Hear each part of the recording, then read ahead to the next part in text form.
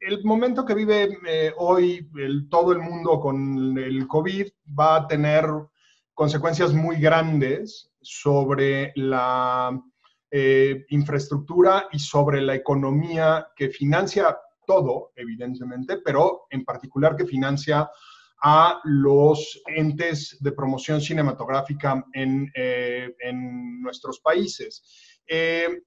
Yo justo quiero empezar un poco platicando, que nos cuentes tu experiencia de haber trabajado en Callers, porque desde nuestra percepción, o cuando menos la mía en México, esa generación de Callers fue instrumental, no solo, por supuesto, en la invención, en asumir el concepto del director-autor, sino también en mucho en poner los cimientos de lo que es la política cinematográfica que todos los demás países que más o menos queremos tener una industria cinematográfica nacional hemos intentado llevar. ¿Cómo fueron esos años que tú estuviste en Callers, cómo era la crítica y muy en particular, qué pasa hoy con Callers, con esta renuncia masiva de hace unos meses y qué está pasando con esa revista que pues eso, es la gran guía de la crítica cinematográfica, yo creo que de la segunda mitad del siglo XX, muy fácil.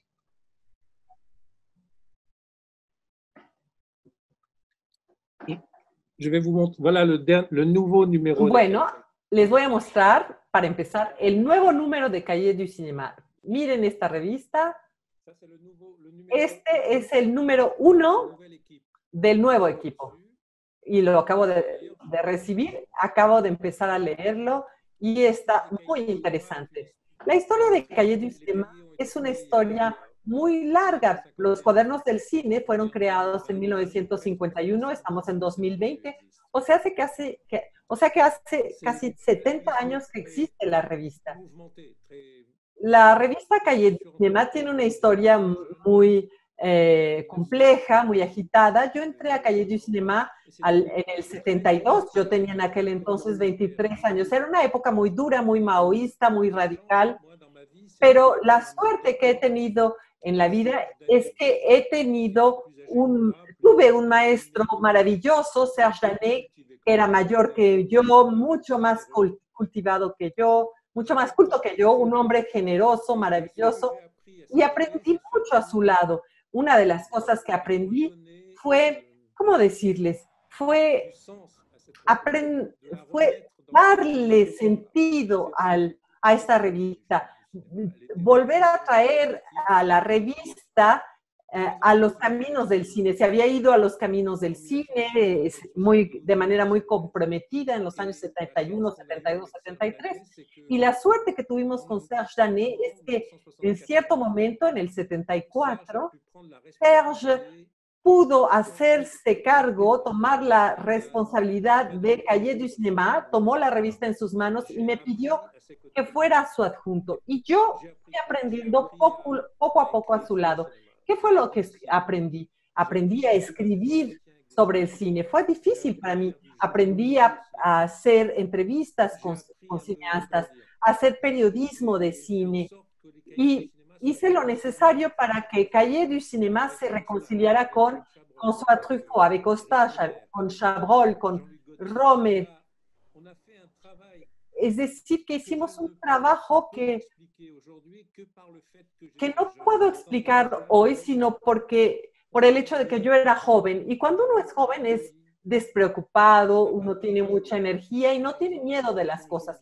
Por ejemplo, me acuerdo que en el 74 fuimos a ver a Michel Foucault, el gran filósofo, que ustedes seguramente conocen en México, para hacerle algunas preguntas sobre el cine. Ahora, con la edad que tengo, ya tengo 70 años, me acuerdo de eso y pienso, qué inconsciencia aquella. Fui a ver a un filósofo tan grande a hacerle preguntas sobre cine, qué atrevido. Pero para mí el cine era una convicción muy fuerte. El cine es un arte y es un territorio mental en el que la juventud tiene posibilidades de expresión múltiples. Yo, por ejemplo, yo nunca quise hacer cine. Para mí, mi objetivo era entrar a Cahiers du Cinéma, era aprender lo que era el cine en una revista así de prestigiosa. ¿Por qué era prestigiosa? Porque era la revista de la nueva ola. Ahora, yo cuando tenía 15 o 16 años, yo vivía en una ciudad de provincia, la ciudad de Grenoble, y vi por primera vez la película Pierrot le Fou, Pierrot el Loco, de Godard, y descubrí las películas de René, de Truffaut.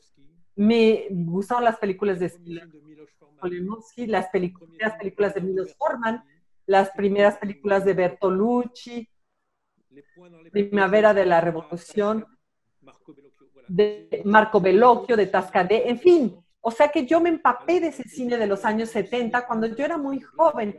Y estas películas, las de Glaubert Rochon más tarde, esas películas me dieron una sensación de libertad total. Tuve la sensación de que la revista caminaba junto con el cine. Yo me quise quedar en ese medio, vivir ahí. ¿Y qué fue lo que yo me imaginé? Yo me imaginé que el único lugar posible para mí era esa revista.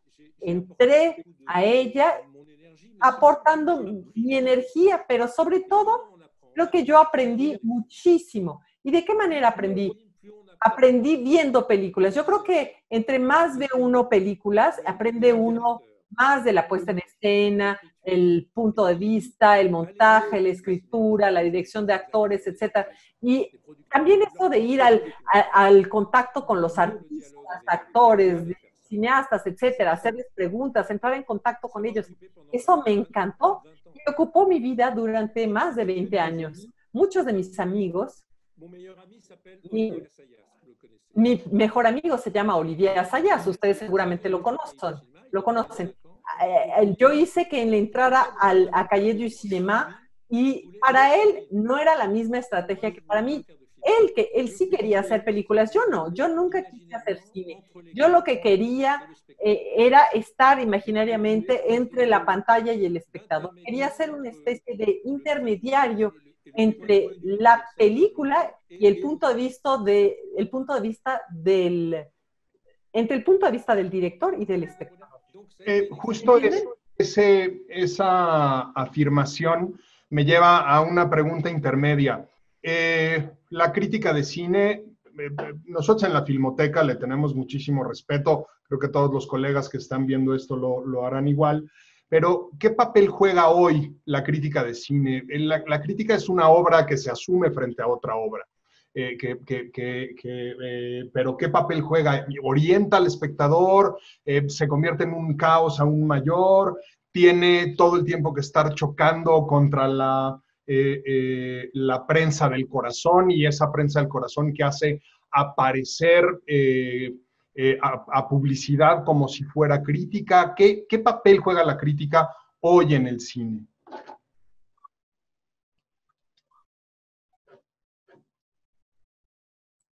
Moi, je ne suis plus critique depuis 2000, l'an 2000. Yo ya no soy crítico desde el año 2000. Yo me hice director de la Cineteca Francesa en el año 2003.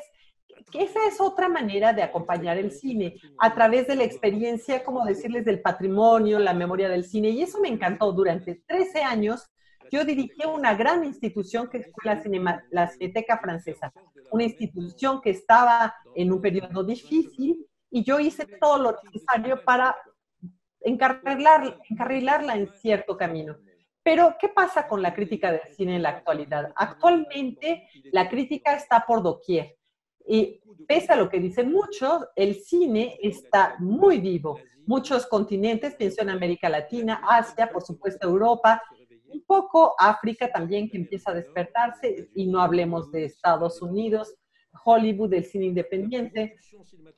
En todo el mundo, el país, la producción cinematográfica está llena de energía, desborda de energía, es muy está llena de riqueza, es apasionante. Ahora, creo que todos nosotros necesitamos puntos de referencia, orientaciones, porque hay tantas películas, tantos cineastas nuevos que están llegando, hombres y mujeres. Hay documentales, cines de ficción, cine de animación, los cortometrajes, miles y miles en el mundo. La crítica permite crear orden, crear jerarquías, ubicar nuevos talentos, nuevas escrituras.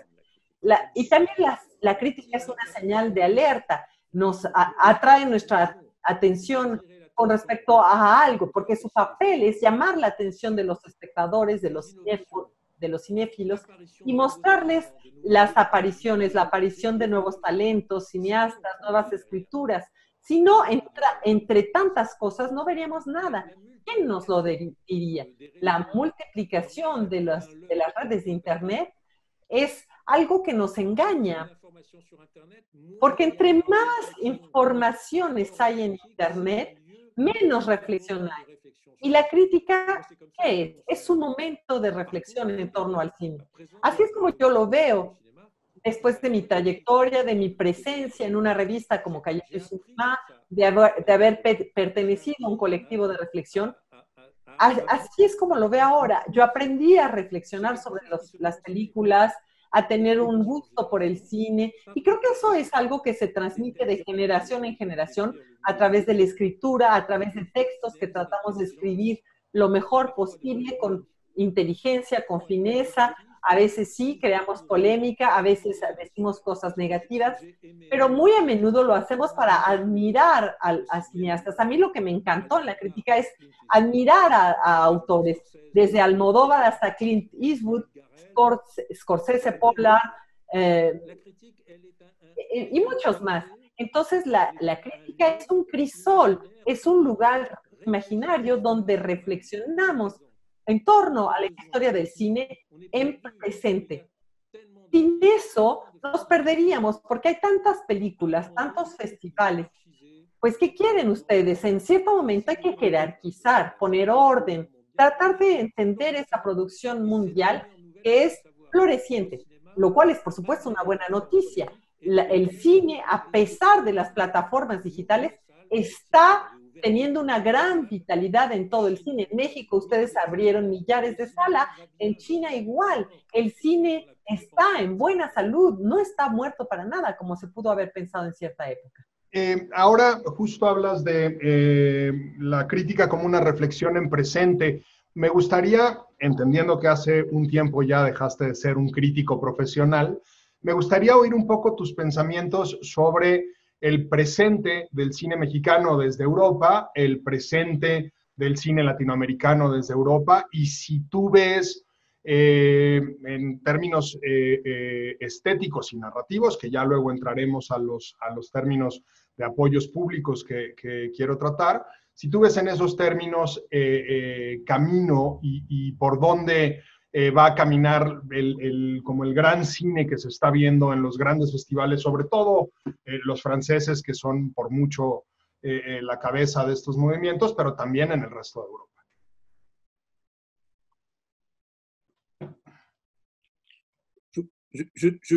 Je connais le cinéma mexicain bueno, et américain. Yo conozco el cine mexicano y latinoamericano, pero no de manera muy profesional, pero porque justamente ya no soy crítico de cine. Pero ustedes saben que tienen una generación en México de talentos increíbles. A mí, por ejemplo, me gusta mucho Alfonso Cuarón, porque yo lo conocí antes de que se volviera una estrella mundial, hace 20 años en San Sebastián. Pero la pregunta que yo me hago es si el futuro de un gran cineasta mexicano tiene que ser irse a Hollywood o no. Yo sé que la tentación es fuerte, porque hasta ahora todos los cineastas mexicanos que han hecho una incursión en Hollywood han ganado Óscares y son considerados como maestros del cine, Iñárritu y demás. Y la pregunta que yo me hago, aunque no tengo la respuesta, me pregunto, ¿es esa realmente su vocación natural? Por ejemplo, a mí me gustó muchísimo Roma, que vi en internet, porque en Francia no la pudimos ver en una pantalla grande de cine, pero a mí me pareció extraño y paradójico que la película Roma estuviera en Netflix. Es una película magnífica, pensada para la pantalla de cine, para un público de cine, y yo la tuve que ver en mi televisión. Y para mí es una de las películas más hermosas que he visto últimamente en todo el mundo. Esto quiere decir que hay una creatividad latinoamericana, hispanoamericana, mexicana, que es impresionante, formidable, con una mitología específica, una relación específica con el lenguaje, una cultura de la puesta en escena magnífica, un gusto, ¿cómo decirles? Que no se limita al realismo, que va más allá del realismo, que va que llega a una especie de surrealismo. Y esa es una fuerza de la cultura latinoamericana, mexicana, que no tenemos en Francia, justo por lo extraño, por lo sobrenatural, por la fantasía, en lo más fuerte por lo más fuerte de la fantasía. Yo te cuento un poco, quizá me equivoco y los malinterpreto a Alfonso, por supuesto, a Alejandro y a Guillermo del Toro, que son como esos tres grandes nombres que se fueron. Y esto me lleva al siguiente tema. En buena parte ellos se fueron porque formaron parte de una generación que si tenía suerte iba a poder hacer su primera película en México y estaban seguros que nunca podrían hacer la segunda, porque no existía un sistema de ayudas públicas que garantizara que quienes dirigen con calidad puedan dar un primer paso y después un segundo y un tercero.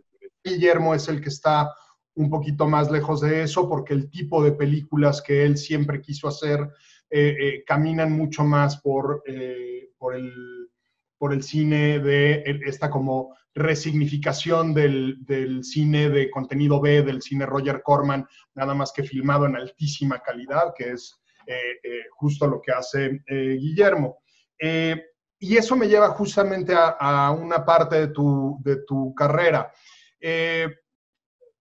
Habiendo yo trabajado en el INCINE y conocido cómo funciona, yo sé que está modelado, igual que muchos otros institutos, alrededor del CNC, del modelo original del CNC. Tú estuviste ahí y hoy lo puedes ver además ya a la distancia. ¿Qué le hubieras cambiado que no pudiste cambiarle o qué hoy te gustaría que pudiera cambiar? Y un poco hacia dónde ves tú que se van a mover esos institutos justo con el proceso de digitalización del cine, con este choque de trenes que está habiendo entre la exhibición tradicional y los más ricos de entre los ricos de la Motion Picture Association, que hoy son Netflix, Amazon Studios, Apple y Microsoft, ¿no? Cuéntanos un poco por ahí, Sergio. D'abord, je vais préciser une chose. Bueno, quisiera precisar algo en primer lugar. Yo nunca estuve en el CNC, pero sí presidí la comisión de anticipos con cargo a las recaudaciones de las entradas. Esta ayuda era una ayuda que se le daba a las óperas primas o segundas obras, terceras obras. Se les daba un anticipo, era una financiación y me encantó estar en esta comisión. La comisión está formada de 9 personas. Hay un colegio para las óperas primas y hay un colegio para las segundas obras o más.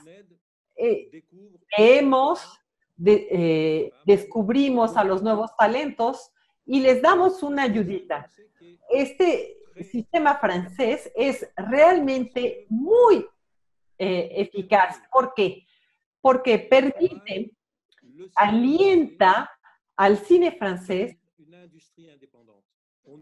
para para que funcione como si fuera una industria independiente. Somos uno de los países del mundo que tenemos la suerte de tener una industria independiente de cine.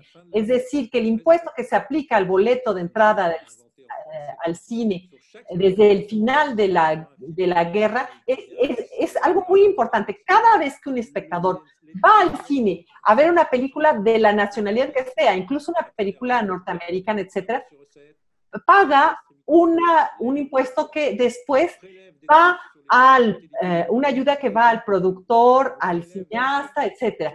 Tomamos impuestos también de las ganancias publicitarias de los canales televisivos. También hay impuestos para los operadores de Internet.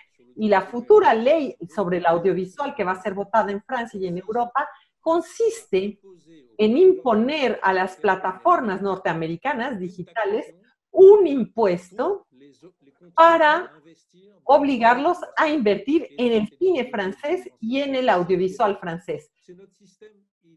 Es decir, para las series y películas francesas. Este sistema es buenísimo. Obligamos a todos los que difunden las películas, que tienen millones de suscriptores en Francia, Amazon, Apple, Disney, Netflix, que ganan miles de millones de euros sin pagar ningún impuesto en nuestro país. Así lo vamos a obligar a invertir en el cine francés y en el audiovisual francés.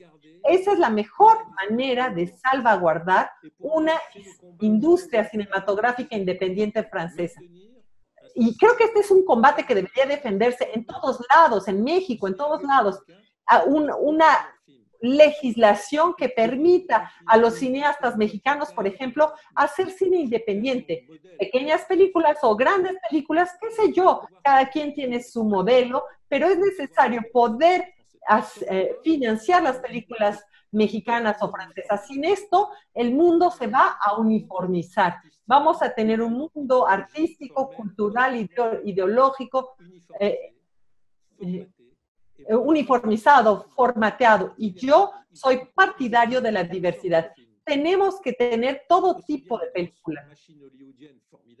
Está muy bien esa gran maquinaria hollywoodense, pero también están bien las películas independientes de Cuarón, de Garrel, de Desplechin, de Olivier Assayas, o de cualquier otro cineasta independiente nuevo que vamos a descubrir. Sin eso, todos vamos a ver exactamente siempre las mismas películas sin ningún tipo de creatividad. Estoy totalmente de acuerdo contigo. Justo esa es una discusión que está sucediendo en estos momentos en México. Se está planteando una reingeniería de dónde sale el dinero para apoyar al cine nacional y también a dónde va. Porque no sé si les pasa en Francia, pero nosotros, entre muchos otros problemas estructurales que tiene nuestro cine, es que tiene un altísimo nivel de concentración alrededor de la Ciudad de México. Los laboratorios están aquí, los profesionales están aquí, las escuelas de cine que tienen más tiempo están aquí, entonces hay ahí una cantidad de conversaciones.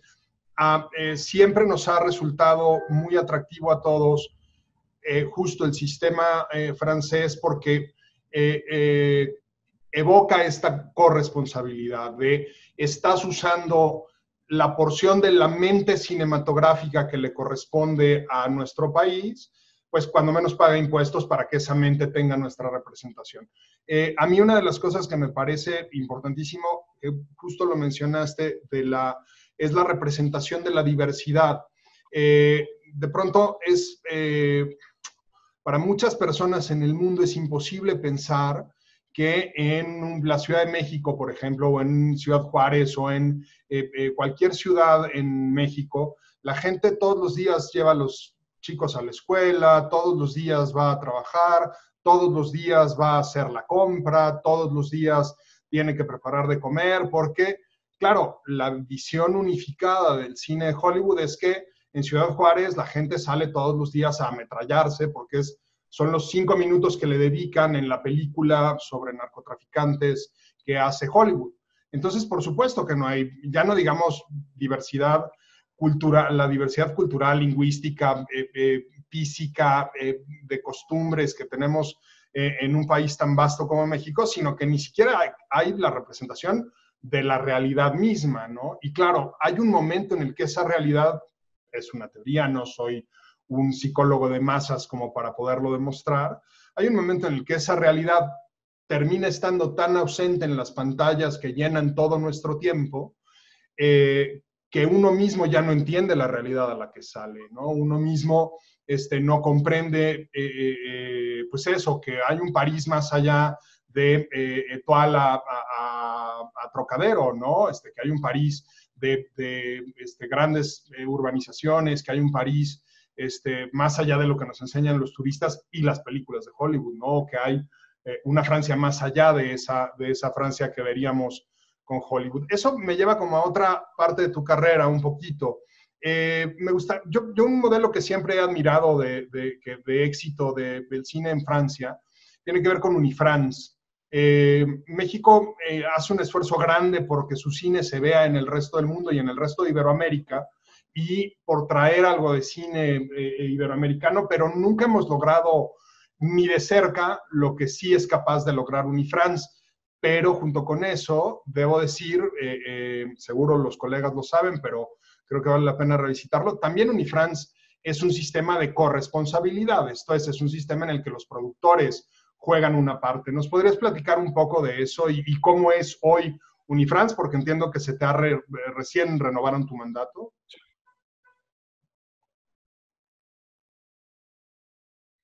Je voudrais aussi dire une chose Sí, avant. quisiera decir algo también antes de hablar de Unifrance, y es que con respecto a lo que dijiste del paisaje en México y la pobreza del imaginario, cuando se muestran imágenes de México, quiero decirles que yo creo mucho en la coproducción. Hay que coproducir películas. Yo quisiera que México y Francia tuvieran relaciones de coproducción. Nosotros tenemos sistemas de coproducción que funcionan muy bien. En el CNC tenemos fondos de ayuda para la coproducción y esto funciona muy bien. Esto es dirigido por Charles Tesson, que es un antiguo miembro de Cahiers du Cinéma, y él también ha trabajado en la Semana de la Crítica. Él preside este fondo de ayuda a la coproducción con el mundo entero. Francia también tiene este papel y juega este papel de manera realmente orgánica. Es decir, nuestro objetivo no es ser hegemónicos. Queremos coproducir de manera minoritaria o igualitaria con otros países. México forma parte de los países con los que queremos coproducir. Para nosotros la coproducción es una manera de existir ante el poder norteamericano. Unifrance existe desde hace 70 años. Es una asociación profesional en la que tenemos los productores, los exportadores, los que venden películas en México, Estados Unidos, China, Corea, en toda Europa, etcétera. También hay cineastas, actores, actrices, y tenemos una comisión especial para los cortometrajistas. Estas comisiones dentro de Unifrance eligen representantes. Yo fui electo director de Unifrance por segunda vez por un colegio. ¿Y cuál es el papel de Unifrance? Es la promoción del cine francés en el extranjero. Tanto la promoción artística y cultural como comercial. Es decir, que Unifrance siempre está en relación permanente con los mercados extranjeros. Dentro de 10 días vamos a tener el mercado virtual de Cannes, que va a abrir el 26 de junio con exportadores franceses, clientes extranjeros, todo eso en Internet. Se va a hacer en Zoom de manera virtual. En fin, en distintos festivales se venden y se compran películas. Unifrance tiene medios para ayudar a la exportación de películas. Organizamos eventos en América Latina, Europa, Nueva York, Yokohama, en Japón, en Pekín, y presentamos películas francesas subtituladas, hacemos viajar los actores, actrices, cineastas para promover nuestras películas. Es difícil, pero el cine francés es un cine que es un cine, por supuesto, débil comparado al cine norteamericano, pero que goza de cierto prestigio. ¿Por qué? Porque es un cine independiente y también es un cine libre. Nuestro gran punto fuerte es nuestra libertad. Podemos hacer películas libremente, tanto los hombres como las mujeres. Por ejemplo, el retrato de la joven en fuego funcionó muy bien en todo el mundo. Y hay muchas películas que funcionan bien con grandes actores franceses como Marion Cotillard, Rupert, Binoche, en fin. Pero también hay cineastas nuevos como Desplechin, como Olivier Sayat, etc. Es decir, nosotros estamos promoviendo el cine francés en el extranjero, promovemos a nuestros artistas para que estas películas sean vistas por doquier, en las salas, pero también en las plataformas. Justo subí ahí al chat de Zoom una captura de pantalla del estupendo anuario que publica todos los años el IMCINE, que es el 10º aniversario. La captura es sobre la tabla de coproducciones. México coproduce con muchos países. No es sorprendente que la mayor parte de esas coproducciones sean con Estados Unidos y con países un poco de la cuenca de Ibermedia, que es un fondo común que existe para, creo que somos ya 24 países que participamos de Ibermedia y que existe desde el 92. Pero justo el quinto lugar ahí, que es, hace algunos años yo te hubiera dicho que era probablemente el primero o segundo lugar, es justo la coproducción con Francia.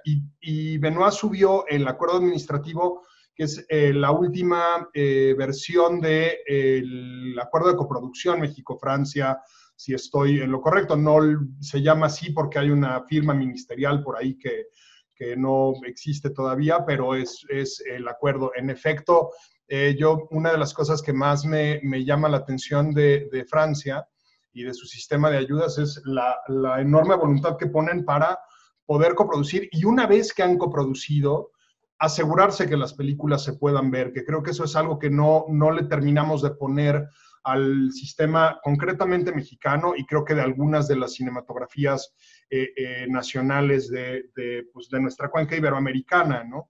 De repente no somos somos buenos coproductores de películas con dinero de diferentes países de América Latina, pero no somos buenos covendedores y copublicistas de esas películas, como que un poco se nos van y se nos quedan perdidas. Pero bueno, si quieren, los colegas en algún momento pueden darse una vuelta y ver este estupendo anuario que publicó. Ahora, la última que yo voy a querer platicar contigo, alguien alguna vez se burlaba de mí en el Festival de Berlín hace algunos años, porque tengo soy un hombre que tiene un vicio imperdonable.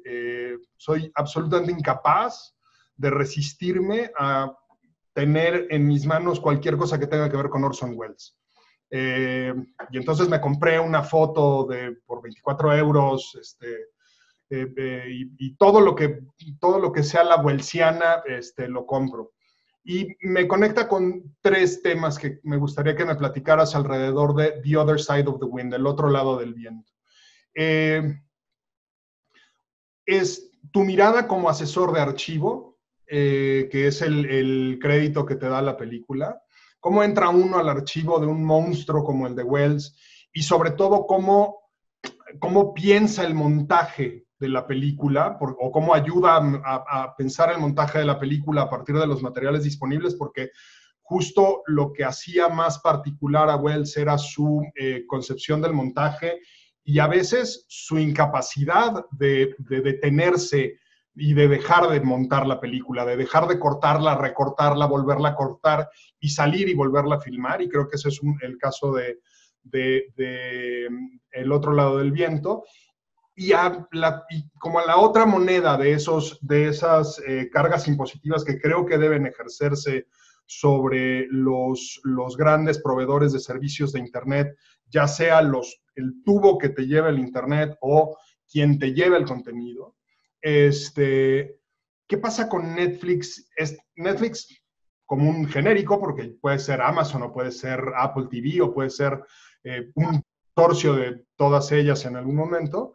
¿Y qué significa primero el inmenso poder que tienen y lo atractivo que se vuelven el volumen de los archivos? Esto es, en la Filmoteca de la UNAM tenemos 50,000 títulos que a alguien en algún momento le podrá interesar ver. Pero de repente tampoco podemos entrar nosotros financieramente a trabajar los 50,000 títulos para ponerlos digitalizados.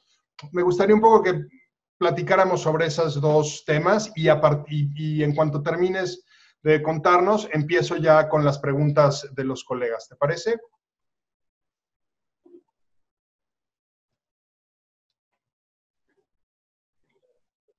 Je vais te faire une confidence. Je n'ai pas vu. Te voy a confesar algo. Yo nunca he visto The Other Side of the Wind. No la vi y no tenía ganas de verla. Pero sí conozco la historia de la película. Y hace unos 5 o 6 años el productor alemán vino a verme a la Cineteca Francesa para decirme que iba a terminar el montaje de la película de Wells. Y este productor alemán encontró financiamiento en Estados Unidos y Netflix llegó al final para poner dinero, como hicieron con Roma de Alfonso Cuarón. Netflix no estaba ahí en la iniciativa de las cosas, sino que llega ahí de pronto, tiene dinero para invertir en proyectos de restauración o de producción de películas y después con ese dinero que yo convierte la película en una película Netflix. Pero yo sé que al principio Roma fue financiada con los productores de Cuarón. De pronto llega Netflix y da dinero a condición de que se vuelva una película de Netflix. Esto quiere decir que la película no se podrá presentar en el cine. Y nosotros imponemos en Francia la regla de que las películas se tienen que mostrar primero en las salas. Eso es algo muy importante de nuestro sistema. Si se niegan, entonces la película nunca se estrena. Por eso, Roma nunca fue mostrada en salas. De la película de Wells, yo sé quién tenía estos archivos. Françoise Vidov, que era la mujer de Alain Cavalier, un gran cineasta francés, y Françoise Vidov trabajó con Orson Welles en varias películas, por lo que ella tenía los archivos, las bobinas de The Other Side of the Wind, y para ella esto se tenía que quedar así. ¿Por qué? Porque a partir del momento en el que Wells no terminó su película, cuando él hubiera podido hacerlo sin problema, es que tal vez su voluntad es que esta película nunca fuese terminada. Yo comparto tu admiración por Orson Welles y yo pienso que Orson Welles, en su genio, daba a un lugar preponderante al montaje. Él confiaba el montaje. Él hacía su montaje de manera muy particular. Y para mí, confiar el montaje a otra persona que no sea Orson Welles, para mí es una traición. Claro, las traiciones pueden ser valiosas, pero yo sentía como un malestar ético y moral con esto de que alguien viniera a meterle mano a los archivos de Welles para terminar algo que él no había querido terminar. Cuando conocemos la obra de Wells, sabemos que no es la única película que no terminó. En Wells había este gusto de perderse por el camino, dejar huellas por aquí y por allá, como el pulgarcito. Él no era un pulgarcito, era un hombre enorme, y sin embargo iba dejando imágenes así como migajitas de pan, y no siempre le daba un lugar a estas migajitas. Era un hombre que comenzaba algo aquí y terminaba en otro continente. Él era así, viajaba, desaparecía, reaparecía. Y entonces, si él no terminó esa película, a pesar de haber tenido el tiempo de hacerlo, es porque seguramente esa fue su voluntad. A mí me gusta respetar la voluntad de los autores. A mí me parece que es importante tener esta ética de respetar la voluntad del autor. Que cuando uno, sobre todo cuando uno dirige algo como la Cineteca, el INCINE, etc., yo creo que uno no puede rehacer el montaje de un autor. Creo que ahí hay valores que son válidos tanto para los museos como para los pintores, etcétera. Uno debe respetar la integridad de una obra artística. Eso es lo que pienso con respecto a The Other Side of the Wind. Me han dicho que es un poco aburrido, etcétera, pero yo no tengo ninguna opinión al respecto porque no la vi. Toda la carrera de Orson Welles está plagada de películas no terminadas, entre ellas el Don Quijote, por supuesto. Yo vi algunas imágenes del Don Quijote y, sin embargo, esto no me permite ver la película y nadie jamás podrá imaginar qué tenía en mente Orson Welles con respecto a Don Quijote. Ahora, con respecto a Netflix, él es un distribuidor de películas, productor de películas, y ahora déjenme decirles que ya están comprando salas de cine en Nueva York. Y ya están comprando una red de cines, de salas de cines en Estados Unidos, y van pasando de las plataformas digitales a las salas de cine. ¿Por qué? Porque las salas de cine, según yo, siguen siendo el mejor lugar para descubrir una película y darle la reputación que les corresponde, darle su aura.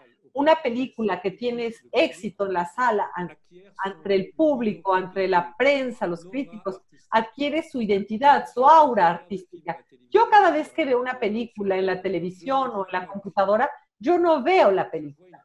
Veo una copia. El formato está reducido, la pantalla es más chiquita que yo. Y a mí me gusta eso que dice Godard. En el cine yo levanto la mirada hacia la pantalla. Los personajes son más grandes que yo. Eso es algo que me ha gustado desde mi infancia. El cine es algo más fuerte que yo, más potente que yo. Me gusta sentir esta potencia. Y yo no siento la potencia del cine cuando estoy frente a la televisión. En la televisión prefiero ver un partido de fútbol. Entonces, me parece que hay que negociar con Netflix en Francia y también con Amazon, con Disney, para que ellos financien las obras europeas, francesas europeas, y para obligarlos a financiar nuestro propio cine. Porque no hay ninguna razón de que tengan 6 millones de suscriptores en nuestro país y que no participen en el financiamiento a nuestro sistema económico y artístico. Yo creo que van a aceptar porque ellos también nos necesitan a nosotros, nos necesitan. Y que no participen de una manera no controlada, porque un poco lo que podrían decir, que es el caso en México, que está produciendo muchísimo Netflix y además ahora en la crisis económica que estamos también sorteando junto con la crisis sanitaria, han puesto un fondo a disposición de los trabajadores de menos ingresos en el cine para que puedan tener algo de dinero. Pero justo el punto sería que los contenidos los determinen quienes saben de cine mexicano y quienes trabajan y hacen y hablan de cine mexicano, ¿no? Porque si no, pues entonces se convierte de nuevo en esta visión de fuimos y produjimos una película y nos gastamos nuestro dinero porque James Bond corriera por una calle. Está muy bien, le da mucho trabajo a muchas personas, pero no es la visión de un mexicano o una mexicana sobre las mexicanas y los mexicanos, ¿no? Creo que ahí es lo importante. Y bueno, ya abro ahora sí a preguntas. Les recuerdo, como las preguntas vienen por el chat, por escrito, todo el mundo tiene que tener abierto ahí su chat, que me pongan nombre, la organización a la que pertenecen y después la pregunta, de modo que yo se las pueda leer así a Serge y nos empiece a dar algunas respuestas. De nuestra propia filmoteca me escribe Cecilia del área de documentación. ¿Cuál fue tu experiencia habiendo estado, ¿Cuál fue tu experiencia a nivel de archivos en la Cinemateca en Francia? J'ai dirigé la Cinémathèque française de 2003 a 2016. Dirigí la Cineteca Francesa de 2003 a 2016. En primer lugar, yo organicé la mudanza de la Cineteca de Chaillot a la calle de Bercy, a un edificio bastante impresionante que fue hecho por Franck Gehry, que ese era el antiguo Centro Cultural Norteamericano. Es una arquitectura hermosa a la Franck Gehry, con salas de cine, un museo, un lugar de exposiciones temporales, un lugar para las actividades pedagógicas, educativas, una librería, un restaurante, etcétera. Es decir, que tuvimos más medios, más espacios gracias a esa mudanza. Y yo organicé ahí grandes retrospectivas con Jean-François Roger, que era director de programación, un excelente equipo. Hicimos grandes exposiciones y la primera exposición que inauguró este edificio fue una exposición que se llamó Renoir el padre, el pintor, con cuadros que eran 39 obras, pinturas de Renoir el pintor, y al lado fragmentos de su hijo Renoir, fragmentos de películas de su hijo Renoir. También hicimos una exposición con Pedro Almodóvar, hicimos una exposición sobre Jacques Tati, también recibimos la exposición Kubrick, que se hizo en Alemania y que circuló por todo el mundo. Hice una exposición François Truffaut por los 30 años de su muerte. Hicimos muchísimas exposiciones. Esto atrajo a un gran público y el éxito más importante que tuvimos fue la exposición Tim Burton, que vimos en el MoMA en Nueva York, que también estuvo en Toronto y que hicimos venir a Francia con la ayuda de Costa Gabras, que adora México, por cierto. Fue una exposición enorme, muchísimos jóvenes visitaron a la Cineteca, los adolescentes, jóvenes, hombres, mujeres,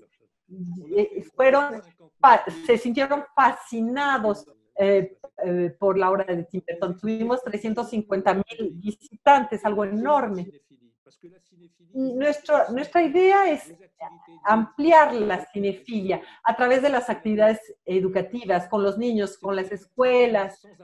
Hacemos una actividad incansable. El patrimonio tiene que ser activo para mostrarle las películas antiguas al público de hoy. Hay que presentificar al cine, hay que mostrar la memoria del cine. El cine italiano, sudamericano, norteamericano, asiático. Hicimos venir a grandes cineastas. Vino Spielberg, vino John Landis, William Friedkin, Bernardo Bertolucci vino, Basta vino,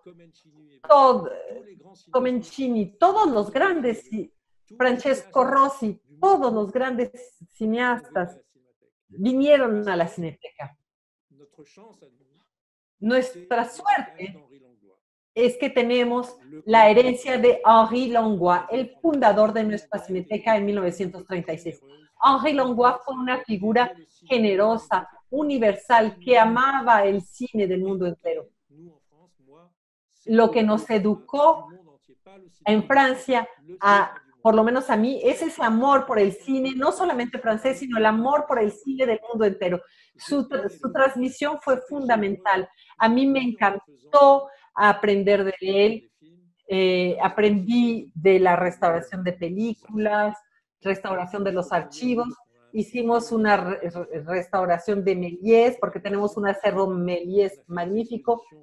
Hicimos exposiciones acerca de las maquinarias de cine o los expresionistas alemanes, Fritz Lang, etcétera. O sea que tenemos un patrimonio universal. Una institución como la Cineteca tiene que valorizar su patrimonio con su público. Creo que es extraordinario cómo lo has relatado. Esa es una grandísima experiencia de archivo. A mí una de las cosas que más me impresionó cuando conocí la Cinemateca ahí en Bercy es justamente esta a mí me pareció que la arquitectura pública tiene una capacidad de representación simbólica y era muy simbólico que cuando uno dice en Francia voy a Bercy, quiere decir voy al Ministerio de Hacienda, voy a donde está el poder de la chequera del gobierno de Francia, y que por no sé qué razones la Cinemateca Nacional de Francia tenga esa representación simbólica de, pues en Bercy está la Cinemateca Nacional de Francia. Esto es como si uno dijera voy a Palacio Nacional, ¿no? Uno entiende perfectamente la lógica de la arquitectura pública, del poder de Palacio Nacional, y que dijera voy a Palacio Nacional a la Filmoteca de la UNAM, ¿no? Creo que eso es muy importante. Voy con otra pregunta que tenemos por aquí. Estrellita Uraga, de nuestra propia unidad de programación, ¿qué películas tiene la Filmoteca Francesa de cine mexicano en su acervo?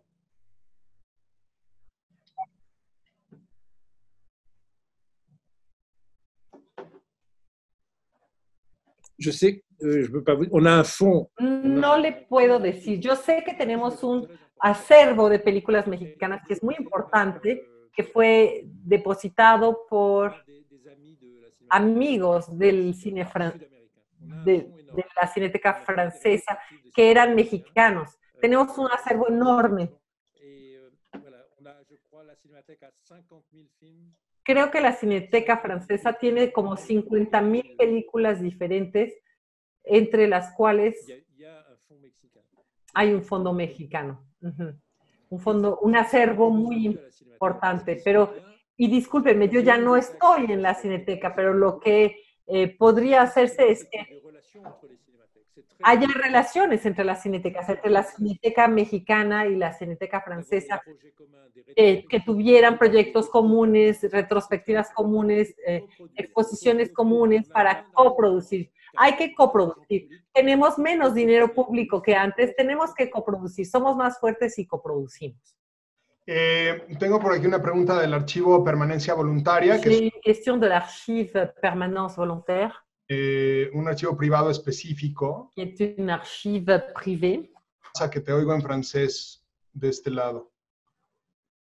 Ya. El archivo Permanencia Voluntaria, que es un archivo privado de una parte grande, por ejemplo, las películas de Ninón Sevilla, de una parte grande del cine de luchadores mexicano, que nos pregunta, ¿debemos digitalizar los materiales de archivo? ¿Perdemos su valor si se convierten Diego Jorgensen se llama, a un formato fácil de duplicar y de hacer copias?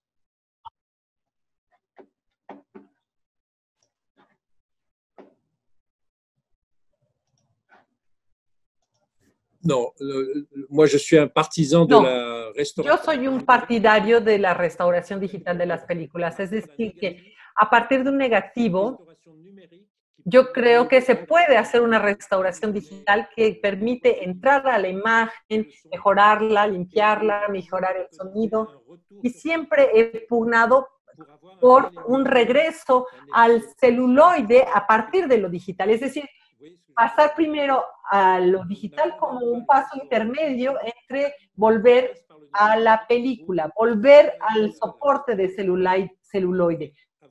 Pugno por un momento del elemento digital, que eventualmente puede ser también útil para las proyecciones. Y sobre todo hay algo que yo he notado en la Cineteca, es que si uno muestra una copia de película de 35 milímetros, y peor cuando es el 16 milímetros, el público de hoy, el público contemporáneo, no se siente satisfecho. El público de hoy está acostumbrado a lo digital, ve películas digitales todo el día en la televisión, en todos lados. Entonces, mostrar una película, una copia de una película de Murnau o de Lubitsch con rayones, pues eso no le gusta a la gente que está en la sala, no tienen esta educación. A nosotros sí, no nos crea problemas, porque yo vi películas de 16 milímetros en los cineclubs, etcétera.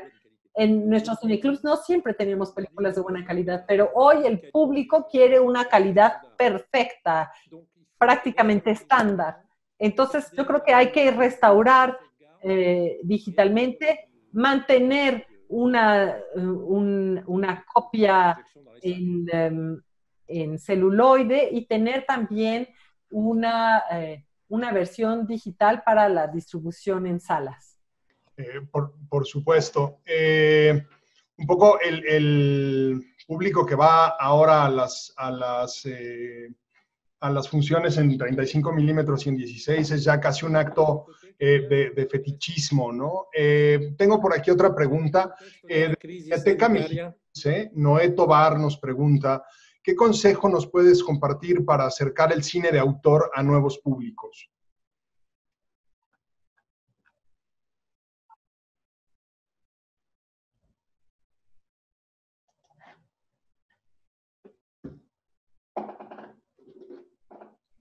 En primer lugar, el consejo que yo doy es que hay que mostrar películas a los niños. En las escuelas, en las clases, es importante que los niños descubran películas en las pantallas. Jacques Lang, ministro de Cultura de François Mitterrand, ya había apoyado en 1981 la educación cinematográfica en las escuelas. Es algo muy importante porque hoy los niños tienen acceso a todo. Digitalmente pueden ver todo en su celular, pero la experiencia de ver películas en la pantalla grande ya no la conocen, incluso creen que las salas de cine ya no son de su época, sino que es algo de antes, obsoleto. Y yo sé por experiencia que cada vez que mostramos una buena película fuerte, en la que hay emoción, en la que hay inteligencia, en la que hay algo así, adolescentes, niños, se produce algo mágico. Ese momento mágico es muy importante. Esa es la manera más segura de transmitir a los niños el placer del cine, niños y niñas. Si no hacemos esto, ellos van a ver únicamente películas fútiles, rápidas, consumibles, superficiales, que no les van a dar nunca la experiencia de lo que es ver una película, porque para mí la experiencia de ver una película es aceptar el tiempo de la película, aceptar ponerse al servicio de la narración, de la duración de la película. Cuando uno va al cine, no puede hacer al mismo tiempo otras cosas, irse a buscar algo de comer, ver al mismo tiempo el celular. Digamos que en las salas de cine, el cine se impone, la obra se impone a nosotros con su propia temporalidad, su ritmo, su duración, su perímetro narrativo, su imaginario. Y eso es lo que hay que transmitir a los niños. Si no, esta generación será una generación perdida que irá únicamente a lo corto, lo rápido, lo superficial, lo que a menudo no tiene a menudo ni sentido ni interés. Entonces, para mí es una cuestión de educación. En la Cineteca, y me imagino que ustedes también lo hacen, hay una programación para los jóvenes. Yo en la Cineteca organicé un encuentro entre Michel Piccoli y los niños. Fue magnífico. A Piccoli le encantaba México, por cierto. Y él vino a hablarle de su trabajo de actor a los niños. Las preguntas eran sinceras, ingenuas. Un verdadero intercambio. Yo creo que ese es el tipo de cosas que hay que organizar. Yo creo que todos los artistas quieren hablar con la juventud. Es su obsesión. Y es algo que hay que alentar por todos los medios. Claro que sí. A nosotros una de esas cosas que estamos discutiendo adentro de la comunidad cinematográfica es producir cine para niños y adolescentes. Hace muchísimo tiempo que México no tiene una línea específica de apoyo para ese tipo de cine. A nosotros los que programamos cine de archivo también nos cuesta mucho trabajo porque, claro, no te va a sorprender, La primera película que se dobla al tzotzil es una película de Disney, que Disney paga el doblaje. Claro que Disney está dispuesta a pagar el doblaje para entrar al sur de Chiapas con su película, ¿no? Un poco, lo que yo no estoy muy seguro es que como mexicanos lo que querramos es que sean solamente las películas de Disney las que...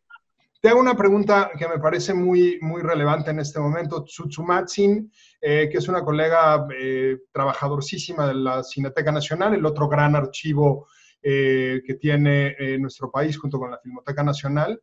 En el contexto de la crisis sanitaria se han restringido las nuevas producciones audiovisuales. ¿Qué papel va a tener la programación de películas de archivo? Y dos, ¿podremos ofrecer películas clásicas desconocidas o películas relegadas que tenemos en las colecciones?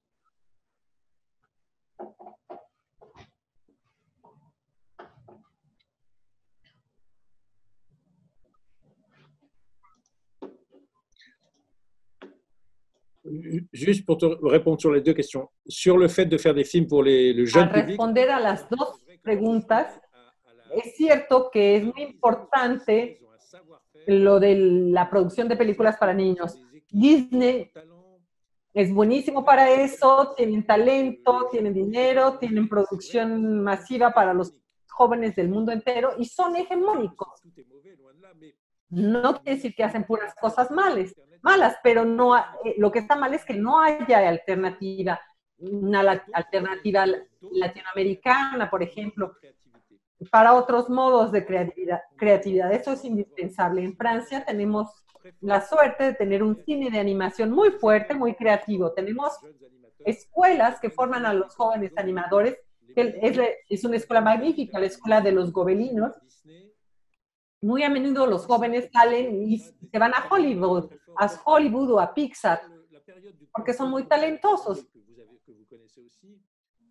Con respecto al periodo de confinamiento, las televisiones y las plataformas han estado difundiendo muchas películas del patrimonio europeo, francés, etc. ¿Por qué? Porque la gente estaba ahí cautiva, encerrada en su casa, en familia, sola o en pareja, y quería cine. O sea que yo creo que el cine de patrimonio ha aprovechado esta crisis de la COVID-19. Esto también es algo que ya se olvida a veces, y es que los franceses aman a su cine de patrimonio, no solo las películas de Jean Gabin o de Louis de Funès. Por cierto, va a haber una exposición sobre Louis de Funès en la Cineteca Francesa. Louis de Funès era un gran cómico francés, sino que la gente los franceses aman el cine francés de archivo en general. Yo he visto películas que ya no pensaba volver a ver nunca. Esto quiere decir que el patrimonio constituye un yacimiento de talento y de obras para el público de la actualidad que todavía... On sort peu à peu, nous, de la crise. Les salles de cinéma vont rouvrir dans 10 jours en France, le 22 juin. Les tournages vont commencer à reprendre début juillet. Perdón, me cortaron un momento. Ahora tenemos una crisis muy fuerte que afectó al cine en todos lados en el mundo, pero incluso el cine norteamericano recibió un golpe muy duro. No sabemos cuál será nuestro futuro. No sabemos si tenemos en Francia, en Europa, si podremos reconstruir nuestro cine. Las salas han cerrado durante 3 meses sin un solo espectador. Los únicos países donde no han cerrado las salas de cine es Corea del Sur, Japón y Suecia. Pero en todo el resto del mundo el cine se han cerrado las salas. Entonces hay que lograr que después el público vuelva a las salas. Por supuesto, habrá un público que irá a ver cine hollywoodense. Está bien ver ese cine popular, pero hay que pensar más allá. Por ejemplo, Unifrance ya no tiene ningún festival en el horizonte. Todos festivales cerraron. El Festival de Cannes va a tener una versión virtual. Parece que el Festival de Venecia sí va a tener lugar. El de San Sebastián a finales de septiembre también. Toronto, que es muy importante, va a tener una versión reducida. Y no sé si ustedes en México van a hacer sus festivales como cada año, pero creo que sí va a ser muy importante que les demos a los profesionales, a los productores, actores, clientes, etcétera, una oportunidad para que se encuentren y vuelvan a reconquistar todo el territorio del cine. Eso es muy importante. Pero vean, por ejemplo, Netflix en Francia está difundiendo películas de Truffaut, de Jacques Demy, de Agnès Varda, y pronto de Claude Chabrol, de David Lynch.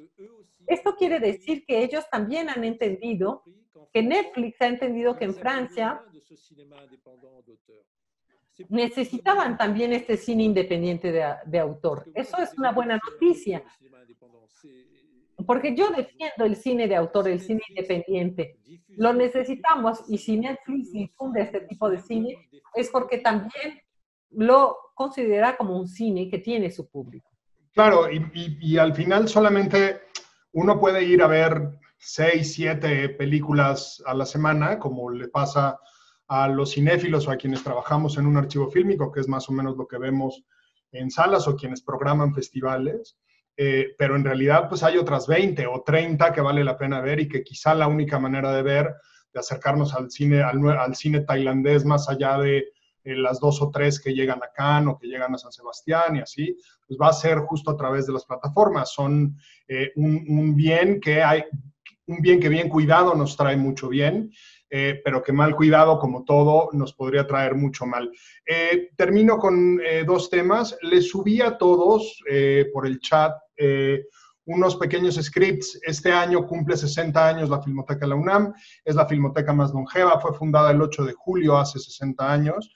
Nos encantaría, si pueden ustedes, con sus teléfonos móviles, en formato horizontal, ahí vienen las instrucciones, grabar un pequeño mensaje, subirlo a cualquier red social que tengan, Twitter, YouTube, Instagram, TikTok, Facebook, lo que sea que tengan, ese día 8 con el hashtag específico que les estamos poniendo ahí, un poco para que nos ayuden a celebrarlo. Nos coinciden 2 cosas a nosotros, y no queremos que no pase, que pase sin que lo conmemoremos y le demos el lugar que se merece el cumpleaños de nuestra filmoteca, que es, sucede en las vacaciones regulares de la universidad, pero también sucede en medio de una pandemia. Entonces, en vez de pasar películas que íbamos a poner, que teníamos ya programadas en la calle, en la Ciudad de México, y llenar a la ciudad y a los lugares que nos iban a recibir, todos los festivales tenían ya una programación con Filmoteca, pues vamos a tener que hacer algo más pequeño,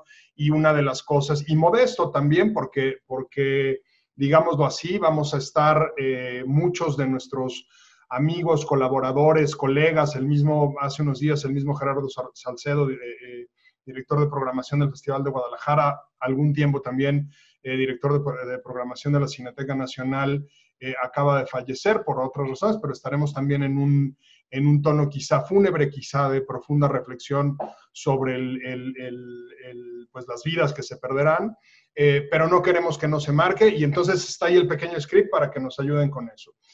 Y segundo, y ahora sí ya son las últimas 2 preguntas, Julián Etienne de Ambulante nos hace una pregunta compuesta.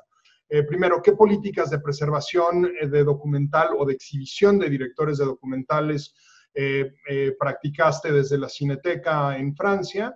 Y 2, ¿Unifrance tiene planeado en algún momento abrir una oficina en México o en América Latina? Y en el caso de Julián Etienne, me imagino que a él le interesará mucho más hablar justo de los documentales, porque Ambulante es un festival especializado en documental.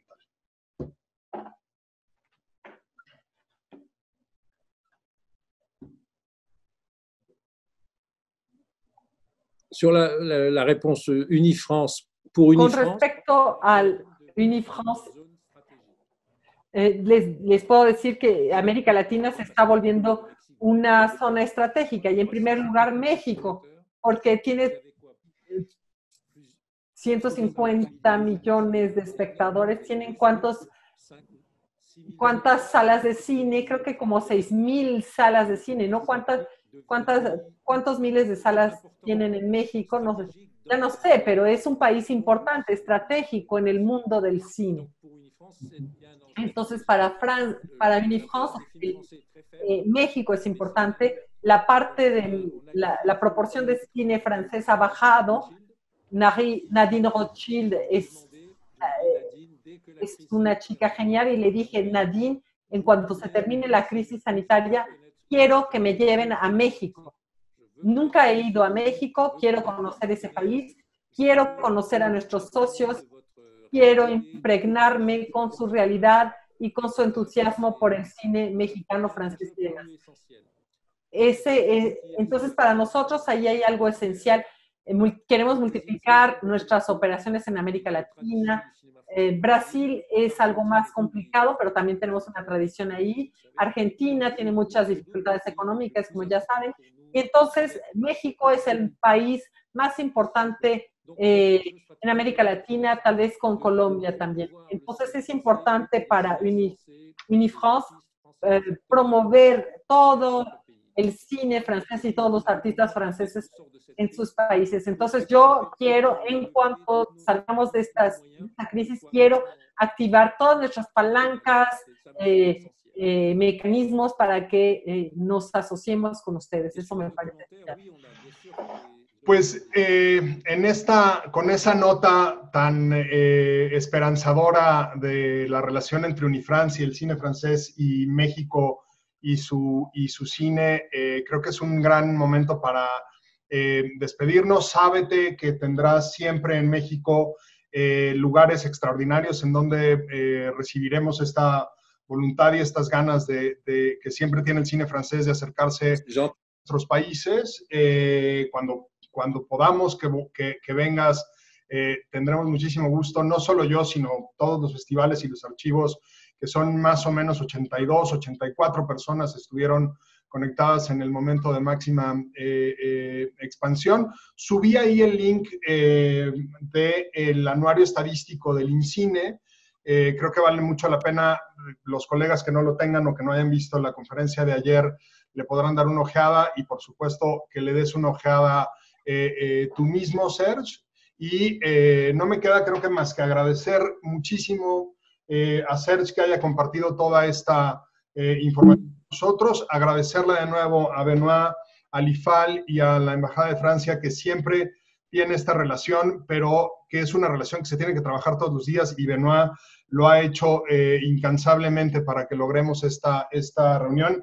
Y también para, como dijo él al principio, para que una parte grande del acervo de copias en 35 milímetros que tienen ahí guardadas en el cine del IFAL vengan a nuestra filmoteca, cosa que nos honrará muchísimo. Y finalmente le agradezco a Ángela Silva, nuestra estupenda traductora, el trabajo que hizo. Nos fuimos un poquito más de una hora. En ese momento ya tendrías que haber tomado un relevo. Sé que es muy pesado, el cerebro se fríe un poco con esas cosas. Serge, muchísimas gracias. Benoit, muchísimas gracias. Chao.